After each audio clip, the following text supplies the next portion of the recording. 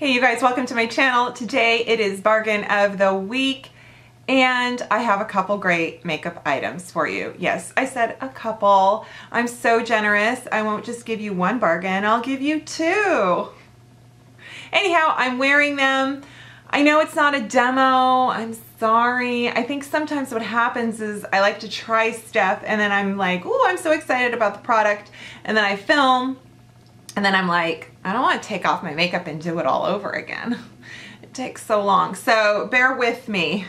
But I've got two items for you and they kind of complement each other and I'm wearing both of them, and yeah. So I know I've been focusing a lot on dry skin, I know I've been focusing a lot on sensitive skin, and I've got something that you oily skins out there might really appreciate. So you've probably seen it around. It's the new Milani Blur Stick.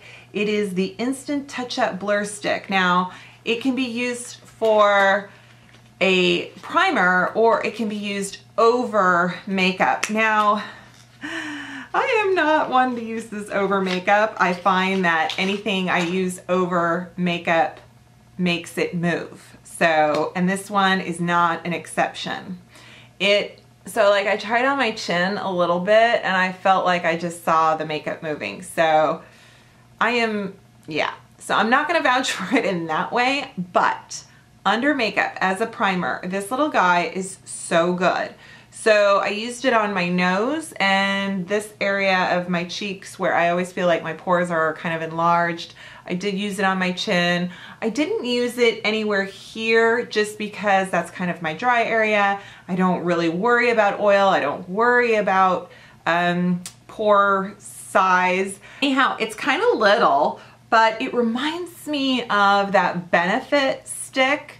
You know what I'm talking about, that primer Benefit stick that's like this, and you put it on and then in a patch and then you put foundation right over it, and it was kind of like it gripped the foundation. That's what this kind of reminds me of. It's not grippy and it's not like, it doesn't even feel like anything. It's kind of powdery after you put it on.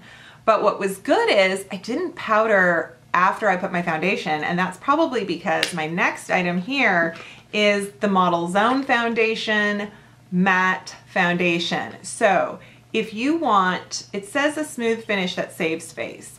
Okay, Model Zone is a UK brand at Ulta. So I got this online. This is called their Runway Foundation. It's matte, it's oil-free. I don't think it has any trigger ingredients, so yay. Everything that I saw on there looked good.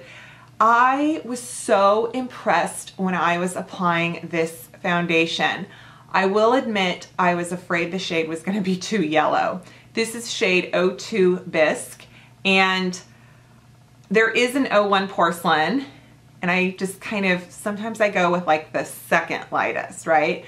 There's, I think, 8 shades total. Not a great shade range. He does run yellow and there is a dark shade. There's like 2 dark shades, so I'm not sure how that will work for some of you darker girls, but do the shade, and it is in this tube. It's 1 ounce and it's $11.99. It's rated pretty well on Ulta, you guys. So it's quite just typical creamy, not too liquidy, not too thick. It looks like it has a lot of coverage on the back of your hand. It's kind of like, you know, one of those where you're like, ooh, look at this spreadability. And it looks kind of yellow, not maybe more yellow than the ones I showed you guys the other day, like the Milani and stuff like that. But in the tube, I thought, oh wow, this looks yellow.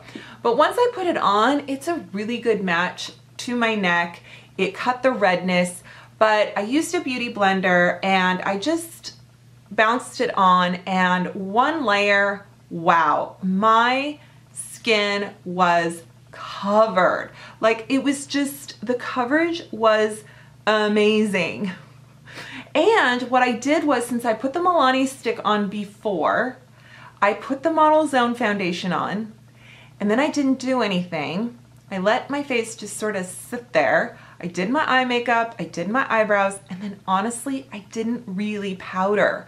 I did a little bit of the Makeup Revolution lace powder, but mostly under my eyes, just a dusting of it.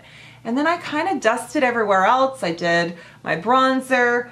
Now I did use the Laura Geller Baked Bright Balance and Glow. I like this, not as a foundation, but as just a finishing brightening powder that's not really highlight, not really setting. It just, yeah. And if I was gonna use this for foundation, I would go to the Porcelain because the Fair does kind of oxidize. I used it by itself the other day just over sunscreen, and I could tell it was a little bit yellow as it was building up, just to FYI. But it has such a nice, oh, I just like this. I like this. So what I did was I took a really soft brush. This is my Beauty Big Bang. And, or you can, you know, whatever soft brush you have. And then I just kind of gently patted it over here because I didn't want to move the makeup. I noticed that this makeup, like if you rub hard with with like a powder brush or something, you're gonna move the makeup. And I used the L'Oreal Liquid Highlight, and I like it, but don't touch it after you've put it on. If you touch it with your fingers, it's gonna move. It's gonna move. Okay, so here is the foundation. You can tell, it's kind of drying down to a tacky finish.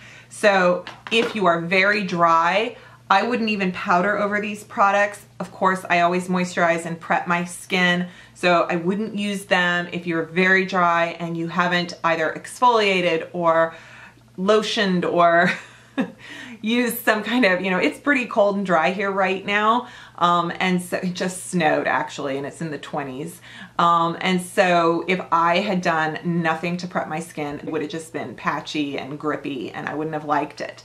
But I had my lotions on, I had my SPF, and I was very dewy and hydrated. And then I went ahead and put this on for my pores. Then I put this on for coverage, did a little bit of dusting, just ever so lightly. And then at the end, that for fun. And I know this isn't a bargain. This one's kind of pricey, but I do like it. So I wanted to share that with you because you've seen me talk about it, or you've seen me mention it in the description box. I think I've mentioned it before, but it's definitely going in my February favorites.